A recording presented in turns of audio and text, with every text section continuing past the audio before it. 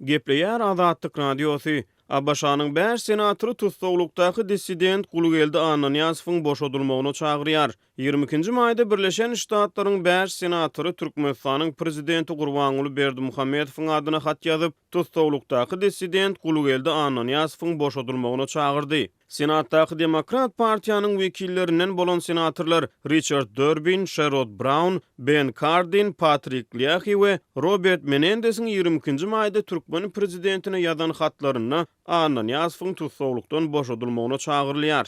Biz 2008-nji ýyldan bäri şüpheli aýplamalar esasyna tutsawlukda saklanýan hemde şu ýyl tutsawluk möhletini tamamlamaly Gulgeldi Annanyýazowyň uzaga çeken işi boýunça alada bildirýäris. Hususan oňa çykarylan hökümüň ýene-de 5 ýyl eden etdirlikli uzaldylan bolmak ähtimallygy barada çykan habarlar bizi injeliksizlendirýär. Biz onuň ozal garaşylyşy ýaly şu ýyl boşadylmagyny tutan ýerlilik bilen çagyrýar diýip Amerikaly senatorlaryň Türkmen prezidentine ýollan hatyny aýdylýar. Jenap Annanyýazow ilki başda 1995-nji ýylda ykdysady kynçylyklara üntü çekýän hemde has giň demokratik azatlyklara çagyrýan parahatçylykly demonstrasiýalaryň guramaçylygyna ýardam beren soň tutsak edildi diýip hatda aýdylýar. Hatyň mazmunyny Annanyýazowyň 2008-nji ýyldan bäri ýakyn wagtda çenli daşky dünýäden üzüňölükde saklananyna üntü çekilýär. Has sadalaşdyryp aýdylanyna, Jenap Annanyýazow köp ejir çekdi we onuň desine boşadylmagyna ruhsat berilmegi hemde onuň Norwegiýada ýaşaýan aýalynyň we oglunyň ýanyna goşulmak mümkinçiligi ören makul ýagyşlygyň alamaty bolar diýip Birleşen Ştatlaryň 5 senatorynyň Türkmen prezidentine iýberen hatyny aýdylýar. Azatlyň Telegram sosial ulgamyna sahypasyna ýazylan. Bizi gözlegi bölümine Azatlyk radiosu ýazyp tap bilersiňiz. Biz bilen Telegram arkaly goşmak belgisi 420 724 168 983 we goşmak belgisi 420 773 797 383 telefon belgileri bilen habarlaşyň. Biz siziň şahsiýetiňiziň gizlin saklanjakdygyna kepillik etýäris. Gepleýär Azatlyk radiosu. Free Gaspar! Free Gaspar! Gaspary azat edin, Gaspary azat edin. Şu şygarlary bilen 20 goly aktiwist Türkmenistanyň Waşingtondaky ilçihanasynyň öňünde Türkmen türmesinde saklanylýan raýat aktiwisti Gaspar Matalaýewiň azat edilmegine çagyrş edip piket geçirdiler. Gaspar Matalaýewiň 2016-njy ýylda Türkmenistanda tutsak edilmegi onuň şol ýylyň paxta ýygymy kampaniýasynyň dowamında Çağız Ähmediniň giňden ulanylmagy barada taýýarlan reportajynyň çap edilmeginiň 2 gün ýygyna gabat gelipdi. İlçihananyň öňüne ýygnanan piketçiler ýanlary bilen Matalaýewiň azat edilmegine çagyrýan petisiýany hem alyp geldiler. Petisiýa dünýä boýunça 100 000 töwerege adam gol goýdy. Emma Türkmen ilçihanasynyň resmiýetlerinden hiç ýyly jogap bolmady. Piketçileriň ýanyna hem hiç kim çykmady. Netijede petisiýa ilçihananyň bukçasyna oklandy.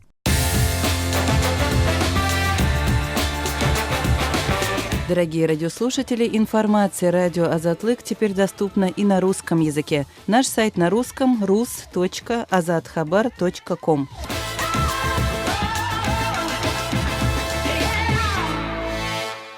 Gepleýär Azatlyk radiosu. Orsiýetiň Newt gaz maglumatlar agentligi awada milli syýahatçylyk zolagyna geçirilýän Gaz kongresinde edilen çykyşa salgylanyp 22-nji maýda Türkmenistanyň ýeberýän tebii gazyny Hataýda 500 millionddan gowrak adamyň ulanýanlygyny habar berdi.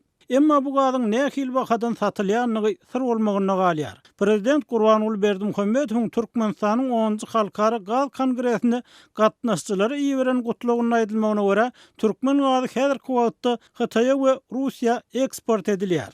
Resmi Aşgabat şuwady çenli orsiýete gaz ýebermegiň dikeldilenini resmi taýdan eglan etmän gelýärdi. Şol wagtda Türkmen mediýasy Rus alyjylaryna ýeberilýän tebii gazyň möçberi, gysga wagtlyk baglaşylan şertnamanyň uzaldylmak ähtimallygy hakynda hem maglumat bermeýär. Emma Ramazan Rus medeniýeti gazyň başlangyç dikeldilmesiniň ýylyň ortasyna çenli döwrü öz sinalýanyny, şertnamanyň ýene 5 ýyl möhlete uzaldylmagy barada gepleşik geçirilýänini habar berdi. Türkmenistanyň Hataýa berýän gazynyň töweregine hem näme üçindir aýdyňlyk az we resmi Türkmen mediýasyna hem de Türkmen halkyna ma'lum bolmadyk ýagdaýlar saklanyp galýar. Xitay'a iýerlen türkmen gadynyň möçberi 2019-njy ýylyň 19-njy maýyna çenli döwürde 239 milliard kub metre golay boldy. Bu sanlar 22-nji maýda Xitayň Milli Newtkal Korporasiýasynyň baş direktor tarapyndan Türkmenistanyň Türkmenbaş şäherine elan edildi.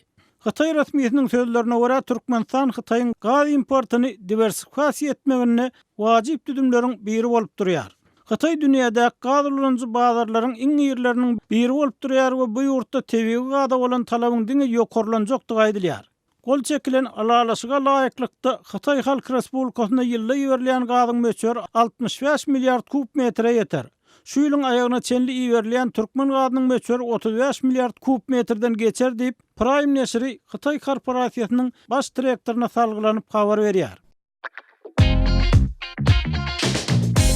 Türkmenistan'dan Azatlyk radiosynyň azathabar.com web saýtyna Sayfon 3 proxy ulgama arkaly howpsuz ýagdaýda girip bilersiňiz. Sayfon 3 dowamly özgörýär. Şonuň üçin ony her 2 hepdeden täzelep durmagy unutmaň.